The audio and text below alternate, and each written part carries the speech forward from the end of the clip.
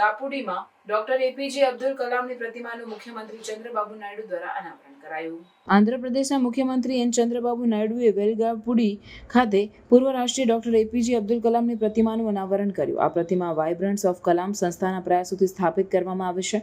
આ પ્રસંગે મુખ્યમંત્રી ડોક્ટર કલામના જીવન અને કાર્યોની પ્રશંસા કરી અને યુવાનોને તેમના વિચારોથી પ્રેરણા લેવા આહ્વાન કર્યું.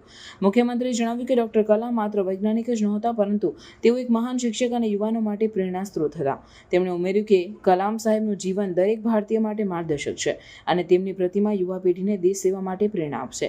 વાઇબ્રન્ટ્સ ઓફ કલામ સંસ્થાના પ્રતિનિધિઓએ જણાવ્યું કે આ પ્રતિમા સ્થાપનનો મુખ્ય ઉદ્દેશ્ય ડોક્ટર કલામના વિચારો અને સિદ્ધાંતોને યુવાનો સુધી પહોંચાડવાનો છે. તેમણે જણાવ્યું કે સંસ્થા આવનાર સમયમાં શૈક્ષણિક કાર્યક્રમો અને સેમિનારનું આયોજન કરીને કલામ સાહેબના વિચારોને પ્રસારિત કરશે. આ પ્રસંગે વિવિધ શૈક્ષણિક સંસ્થાઓના વિદ્યાર્થીઓ, શિક્ષકો અને સ્થાનિક નાગરિકોએ ઉપસ્થિત રહીને ડોક્ટર કલામને શ્રદ્ધાંજલિ આપી. મુખ્યમંત્રીએ તમામને કલામ સાહેબના માર્ગે ચાલવાની અને દેશના વિકાસમાં યોગદાન આપવાની અપીલ કરી.